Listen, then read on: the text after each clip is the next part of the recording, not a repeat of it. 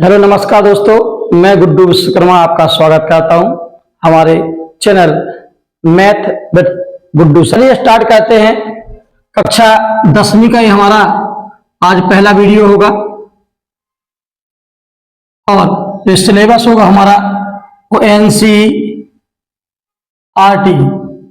से संबंधित होगा। वास्तविक संख्याएं, वास्तविक संख्याएं, ये जो पहला चैप्टर है अध्याय 1, इससे पढ़ना हमें ये देखना है इसमें कि सबसे पहले वास्तविक संख्याएं हैं। वास्तविक संख्याएं समझने से पहले आपको क्या है, संख्याएं आना चाहिए। संख्याएं होती कौन कौन सी हैं, जैसे मान लीजिए सबसे पहले हम देखें यहाँ पे प्राकृत संख्या, प्राकृत संख्याएं। तो प्राकृत संख्या कौन होती हैं?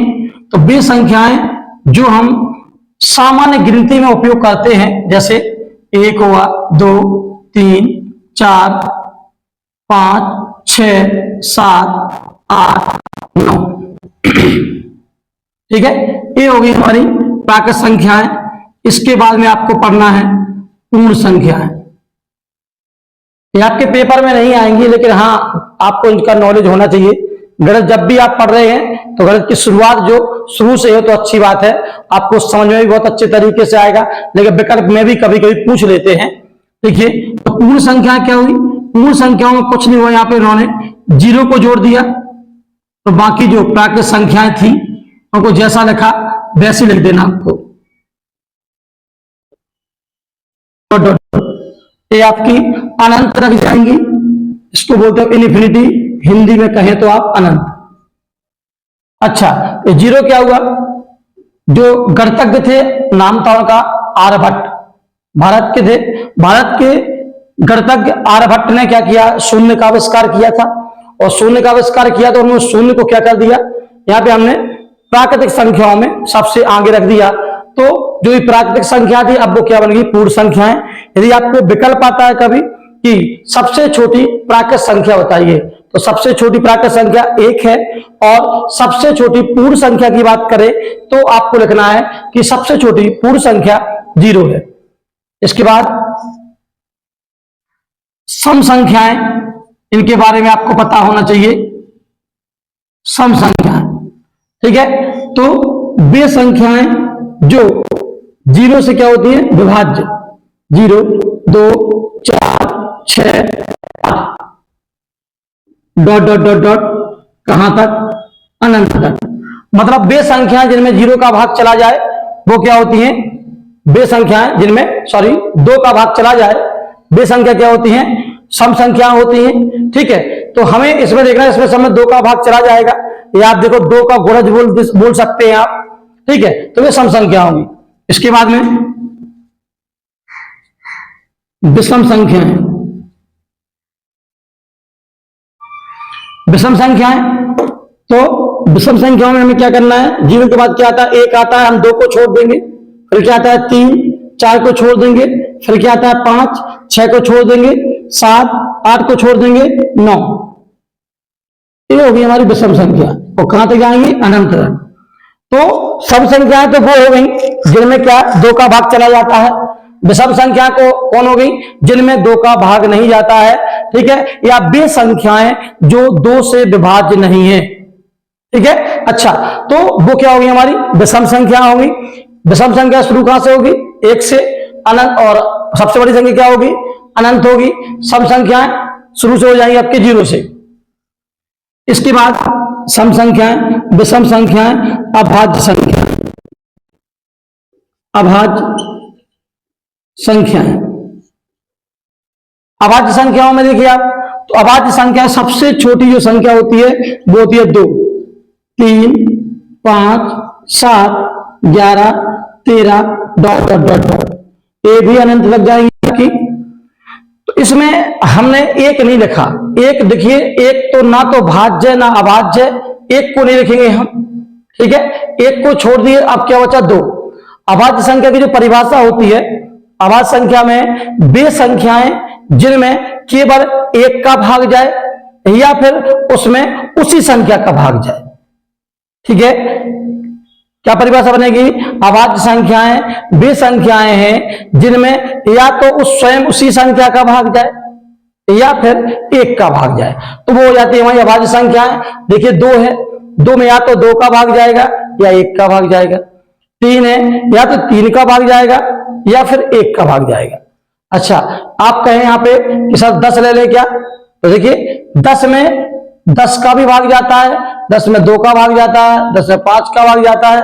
अर्थात अभाज्य संख्या वे संख्या होंगी जिनके केवल 2 गुणनखंड होते हैं।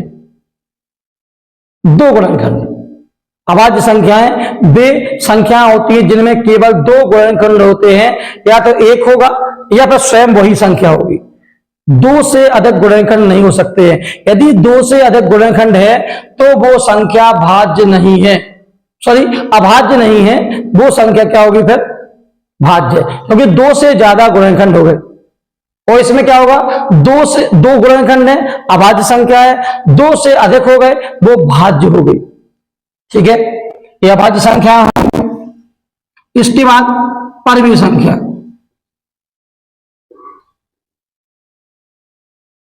या पूर्णांक देख लीजिए। पूर्णांक संख्या है, पूर्णांक संख्या है। पूर्णांक का मतलब होता है कि वे संख्याएं जो प्लस और माइनस दोनों में है, मतलब धनात्मक ऋणात्मक दोनों संख्या होंगी। जैसे मान लीजिए मैंने 5 से ले लिया, यहां पे डॉट डॉट करें अपन, -5, -4, -3, -2, -1, 0, 1, 2, 4, 5। ठीक है, इधर पे क्या होगा? माइनस अनंत होगा, यहां पे क्या होगा? प्लस का अनंत होगा। तो पूर्णांक जो संख्या होंगी माइनस अनंत से प्लस अनंत के बीच में होती हैं, मतलब धनात्मक और ऋणात्मक पूरी संख्याएं जितनी भी आ रही हैं। ठीक है, साथ में 0 इसमें आता है। कहीं पे कर आ जाए क्या 0 पूर्णांक है? तो हाँ है। ठीक है, क्यों? पूर्णांक धनात्मक और ऋणात्मक संख्याओं के बीच में 0 आता है। और आपको थोड़ा और समझना है, इसको यदि हम जो शब्द है हमारा पूर्णांक, इसको हम संधि विच्छेद कर दें पूर्ण प्लस अंक, मतलब एक ऐसा अंक जो पूरा है, आधा नहीं है। जैसे 1.2 है, 1.25 है, 3.5 है, 3.8 है, ये जो दशमलव वाली संख्याएं हैं वो हमारी पूर्णांक संख्या नहीं होगी। समझ में आया? चलो ठीक है, तो पूर्णांक बोले तो वे संख्याएं जो पूरी है, एक ऐसा अंक जो पूर्ण है, अपने आप में पूरा है। देखिए यहाँ पे -3 है लेकिन पूरा है, -2 है पूरा है, ये हो गया हमारी पूर्ण संख्या, पूर्णांक संख्या। इसके बाद में आपको सीखना है परिमेय संख्याएं किसे कहते हैं। तो परिमेय संख्याएं, परिमेय संख्या कौन कहलाती हैं? वे संख्याएं जिन्हें अंश और अंश बटे हर के रूप में लिख दें। ठीक है, अच्छा अंश बटे हर के रूप में लिख दें, मान लीजिए। ठीक है, तो अंश बटे हर के रूप में लिख दिया हमने, वो परिमेय संख्या हो गई। या फिर हम इसको काट दें, यदि हम इसको काट दें या हम भाग दे रहे हैं, देखिए यहाँ पे हमने 3 में भाग दिया 6 का, तो इसमें भाग नहीं आ रहा, 0 लगा दिया, दशमलव हो गया, यहाँ पे 0 बढ़ गया, 5 छक्के 30 हो गया, सॉरी 6 पंचे 30 हो गया, कट गया ना, दशमलव शांत है, दशमलव शांत है, परिमेय संख्या है। ठीक है, अच्छा ये आप मान लीजिए ये लिखा कैडी में 25, कैडी में 25 लिखा है, इसमें क्या है? ये परिमेय संख्या हो सकती है। क्यों हो सकती है? हमने 25 लिखी गुणनखंड, 5 गुणे 5 आता है, 5 का वर्ग हो गया, और वर्ग हो तो कैडी से वो संख्या बाहर आ गई, कैडी से बाहर आ गई, इसके बटे में भी 1 लिख सकते हैं। यह एक परिमेय संख्या है। ठीक है, यह एक परिमेय संख्या है। ठीक है, अच्छा और आपको ये देखना है अंश बटे हर, बोले तो P बटे Q के रूप में उसको लिखा जा सके, लेकिन क्या होना चाहिए? जो Q है, Q का मान 0 के बराबर नहीं होना चाहिए। Q 0 नहीं होगा। कक्षा 9th में पढ़ा होगा आपने, पहला क्वेश्चन है आपका, क्या 0 एक परिमेय संख्या है? इसे P बटे Q के रूप में लिख सकते हैं क्या? हम लिख दिया इसके बटे में 1 करके देखा हमने, हाँ शून्य एक परमेय संख्या है। क्यों है? क्योंकि इसके बट्टे में जो 1 लिखा है वो 0 नहीं है। जैसे हमने दिया 3/0। अब आपसे पूछा जाए कि क्या यह एक परमेय संख्या है, तो यह परमेय संख्या नहीं है।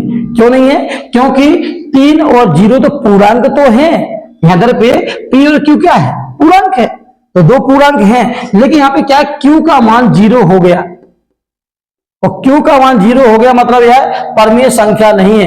यदि हम इसका भाग देंगे तो क्या आएगा? अनंत। कोई भी प्राकृतिक संख्या, पूर्ण संख्या, यदि हम उसमें 0 का भाग देते हैं तो वो क्या बन जाता है? वो बन जाती है आपकी क्या? अनंत। उसका मान अनंत होगा। ठीक है। उसके बाद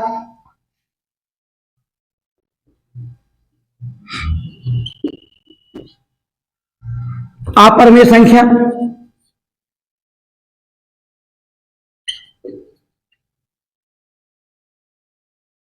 अपरमेय संख्या कौन होगी? वे संख्या है, मान लीजिए हमें 1/11 लिखा है, भाग दे दीजिए। ठीक है, भाग देते जा रहा है, देते जा रहा है, कट नहीं रहा है। ठीक है।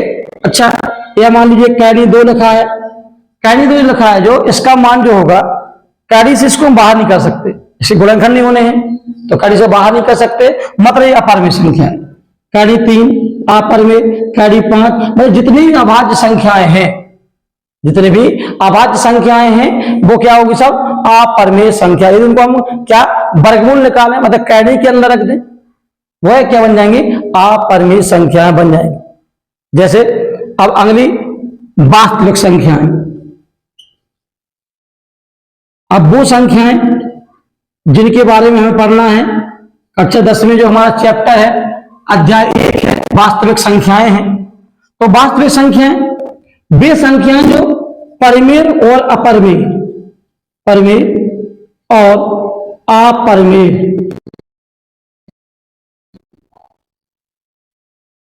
संख्याओं से मिलकर बनी होती है।